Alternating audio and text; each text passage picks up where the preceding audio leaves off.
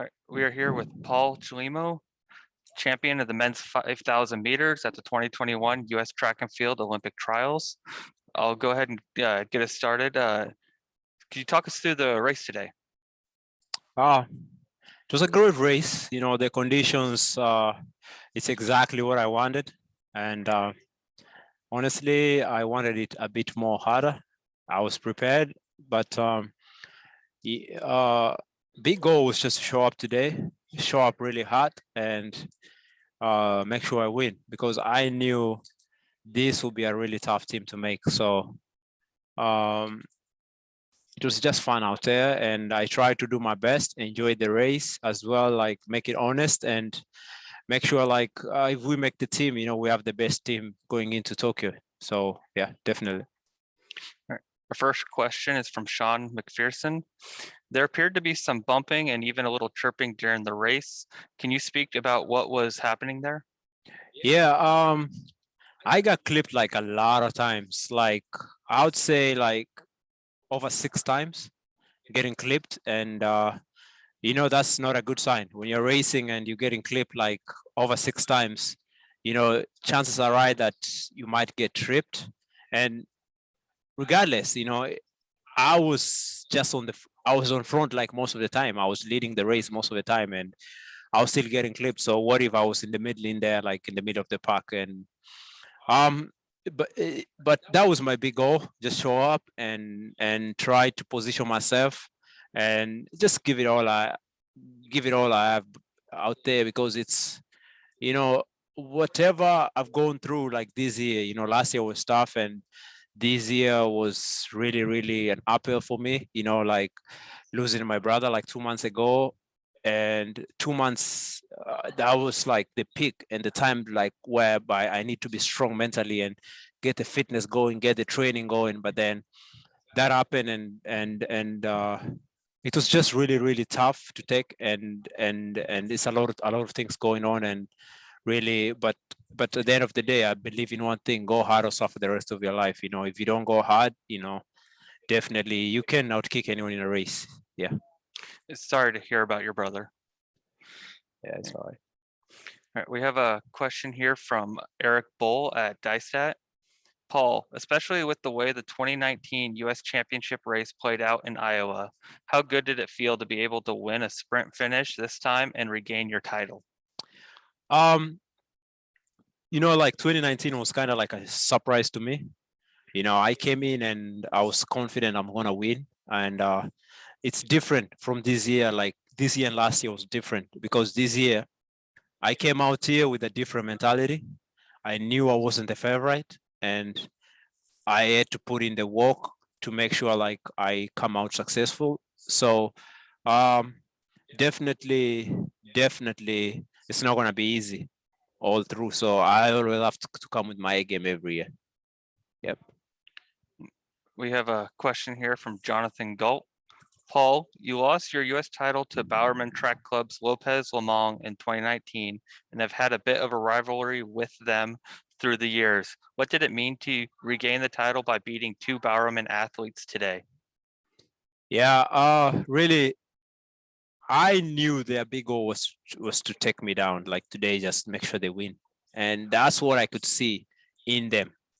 They dug themselves all the way into the well to make sure they get the win, and I wasn't gonna let it happen, because whatever I do, I train hard, and I feel like I train even harder than them. So why come lose a race when I train harder than them? So I mean, for me, I really like it. They're really young guys, and Bowman Track Club, they always show up, and you know, you always have to have challenges, and you always have to have like people showing up, because it's a good way to gauge my fitness heading into Tokyo. Because if I have won today easy, I wouldn't know what to do, what to adjust and what to do. But now I know what to do and what to go adjust, and as I prepare for Tokyo. We have a question from Sean McPherson.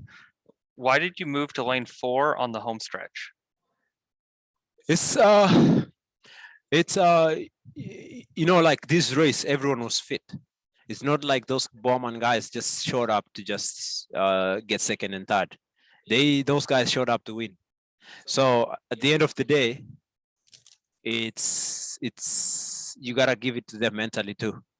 Make sure they put in all the work and take the longest distance. So if they win, they know like it's still still they put in a lot of work. So it was fun out there, and that was one of my tactics, and that was one of my goals, like drift them all the way to the stands, as long as I don't impede them. Yeah. And Jonathan Galt also asked, do you think the move to lane 4 was fair?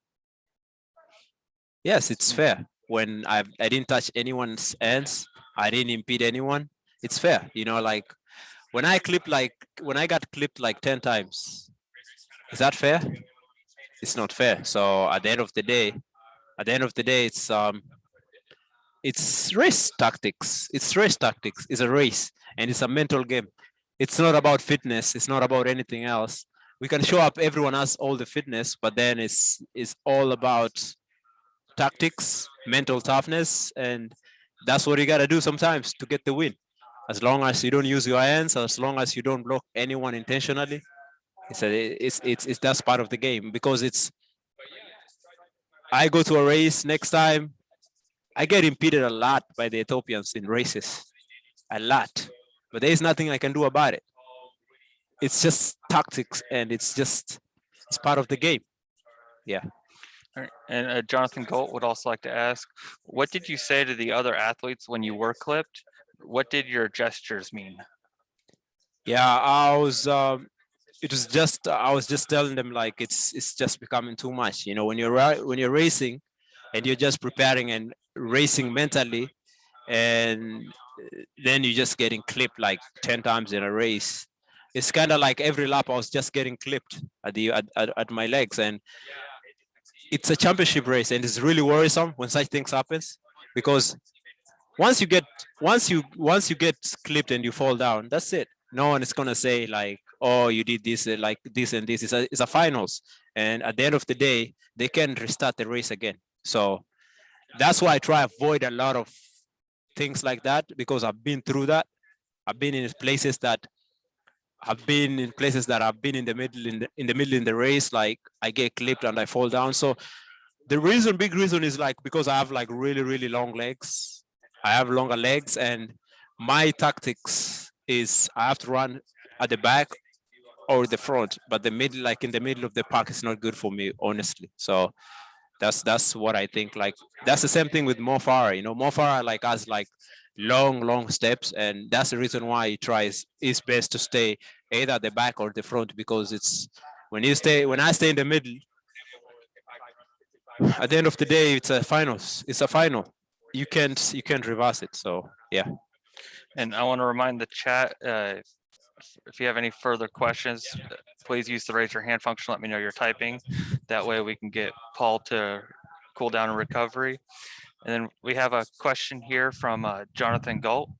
You barely made the team in 2016, but were the U.S. champion today. Do you feel like you are fitter than you were in 2016, or do you think your tactics were better this time around? Definitely. You know, it comes with maturity and experience.